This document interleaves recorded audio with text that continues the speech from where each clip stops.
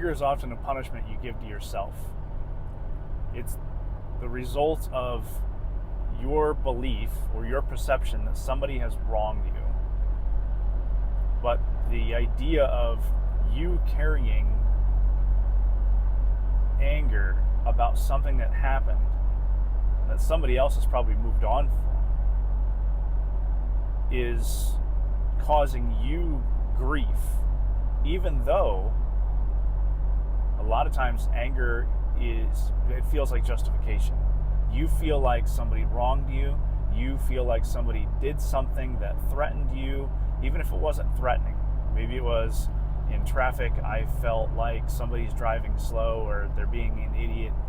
But something about that is, this is my lane, or there's some type of ownership that you're taking about this thing. And therefore, the thing that the other person is doing is wronging you. That's what's usually behind anger. Somebody who's close to you, maybe you're in a relationship with someone, and you feel like they disrespect you. That's something that they've done to you that you are now taking offense to, and it's leading to a high emotional reaction, a very intense reaction. Anger. Anger is one of the strongest, anger and fear are two of the strongest emotions that people feel, because it's triggering that part in the brain, that survival part of the brain, fight, flight, freeze response. You can feel extreme joy and extreme happiness, but nothing triggers the brain quite like something that threatens, and we feel like threatens us, disrespects us, wrongs us. And whether it's an actual threat against us, it's a safety issue, or it's just an insult, anger is extremely powerful. The trick with high, intense emotions like anger is we're doing it to ourselves. Somebody else might have moved on, like in traffic. You could, from minor thinking, well, they're just a dumb driver, to giving them hand gestures, to outright road rage. This is our reaction to our perception, and this hits close to home, because I used to have a really, really intense anger issue. Maybe part genetics, but mostly because of the environment that I was raised in. There was a lot of anger and a lot of reactivity in my youth, and it carried through. And it's something that I've been fighting with my whole life. And the first time, and in my 20s, I went through anger management, I didn't really get the concept. And so I get it if there's confusion or misunderstanding, or if you just don't quite connect. But I want you to stay with me on this one. A lot of therapies associated with anger management, emotions, there's discussion on, it's about the thought process, the internal thought process that you have that results in the emotions that you feel. It's all about the way that you think and perceive and believe. Because think about two situations. Maybe you're driving in traffic one day and you're blowing your top, you're going nuclear. Another time you're driving in traffic, similar traffic, and you're like, man, this sucks, but whatever. Right? It is what it is. It has nothing to do with the traffic. It has to do with your perception, your thought processes. Maybe you're running behind. You're totally at fault, but you're still going to be mad either at yourself for being late, or mad at other people for driving slow when you're in a hurry. Right? You see, it's the thought and the beliefs that lead to your emotional response. And other people maybe they're not doing anything wrong. Maybe it's totally in your perception. Even in the case where somebody maybe did legitimately do something to you, they disrespected you, they lied to you, they took something that wasn't theirs. Even in those instances, the anger is, in this case, the anger is neutral. It's a response to something you're experiencing. And this is where a lot of people make really bad mistakes with emotions, is they start labeling them positive and negative. And I really don't like this. It's not helpful. So people will say, well, anger is negative and being happy is positive. Well, can you think of a time where being happy is inappropriate for the moment? I think of recently I lost my brother, and I was very sad. I was heartbroken. I was distraught. I had to go home. I traveled home to be with my family and experience their trauma and their loss. It was a very sudden loss. He died in his sleep. And try to be supportive to them while also trying to work through my own grief. And there's a time and a place to be to remember, right? To people are like, oh, look on the bright side. What did he do, right? Remember the good times. Well, that's still grief. You're still processing grief, and so you have to work through those things appropriately, and then one day you'll get back to happy. But that's a result of your thoughts and your perceptions. But grieving the loss of my brother, it was not appropriate for me to be happy. So that's not a positive emotion. It's a neutral emotion that I feel based on what I'm experiencing. So why would I label it? It's irrelevant. Just like being angry is not positive or negative.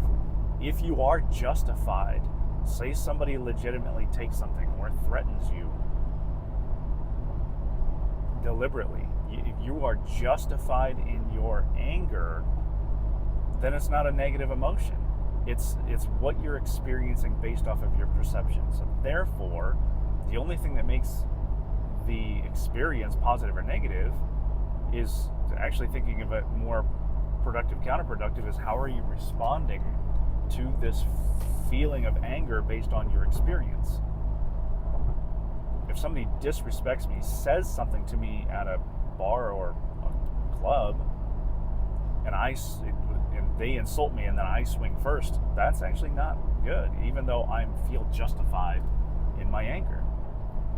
And that's the justification, the anger, that causes people a lot of problems, because you feel like somebody did something that triggered your anger, and so therefore you are justified in your anger, and therefore you are justified in your behavior. That's where people get into a lot of trouble with anger.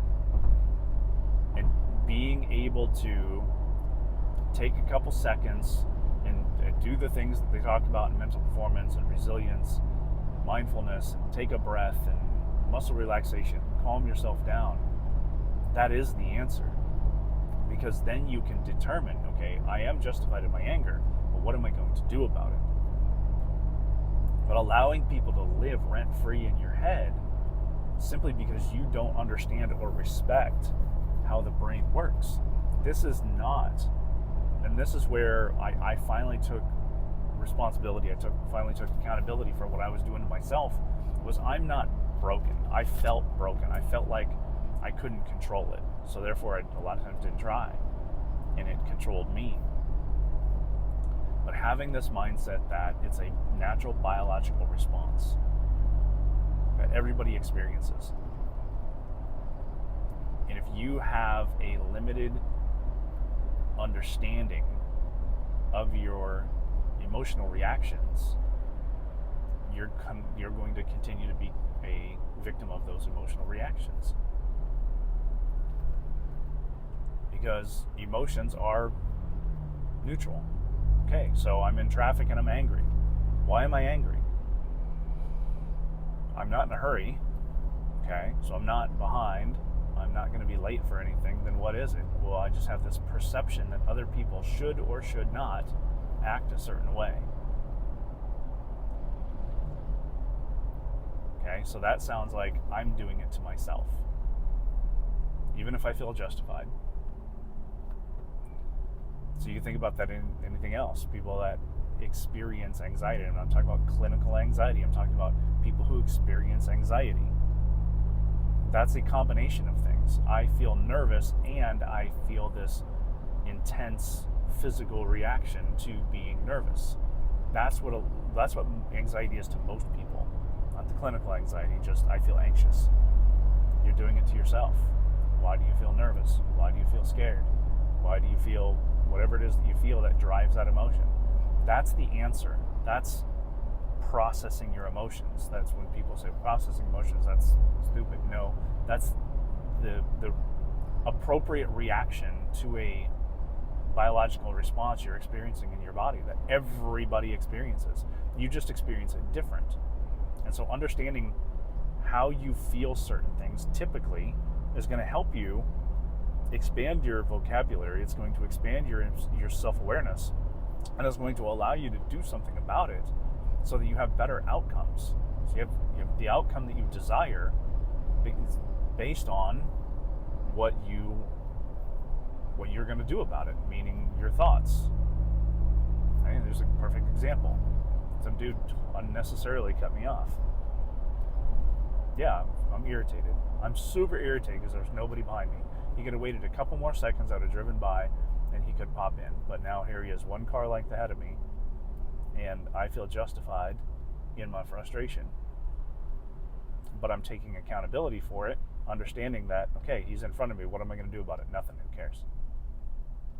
That's appropriate emotional processing for a good outcome. I'm going to keep an eye because clearly he's the type of person, oh, see, like that. The type of person that's going to slam on his brakes. I need to be aware of that and understand that in order for me to respond appropriately, I need to be under control, because if I was angry, I may not have been able to react that way. And this could have been a much different outcome. So, it's important to understand that really intense emotions like anger will live inside of you for an extended period of time if you don't understand what's happening and choose to do something about it. Rather than being a victim, even in a sense of anger, sadness, distraught,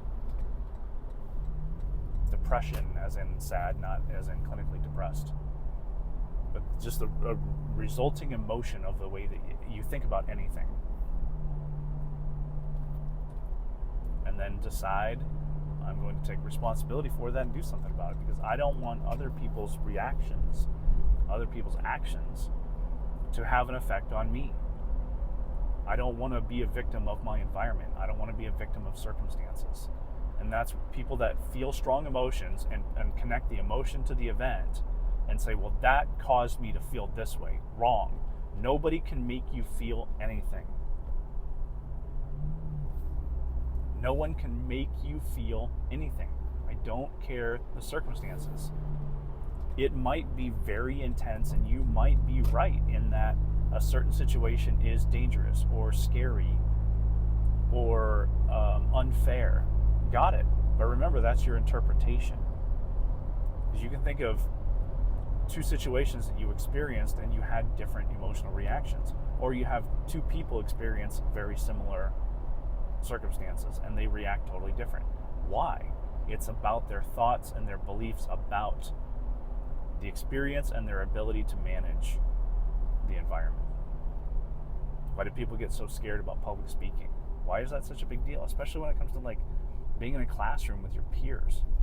Why do people get so scared, nervous about speaking in front of their peers? Everybody in that room is feeling nervous energy because they have to speak. Some people it's not as significant. Why? It's a non-threatening environment, but for whatever reason we feel threatened, and therefore then we end up having this emotional reaction. That is the depth of understanding that is going to help you understand with strong emotions like anger that you're doing it to yourself and there is something you can do about it. So don't let people live rent-free in your head. Don't let people get to you. Be aware of the circumstances. Be aware of what's happened so that you can react appropriately for the outcome you desire. Is it really necessary? Do you really need the justification? Because if you feel justified in your anger, you're more likely to carry it longer, and you're more likely to have some type of outcome that is not optimal. Use the example of relationships. When I started seeing significant changes in the way that I managed conflict when I heard this quote.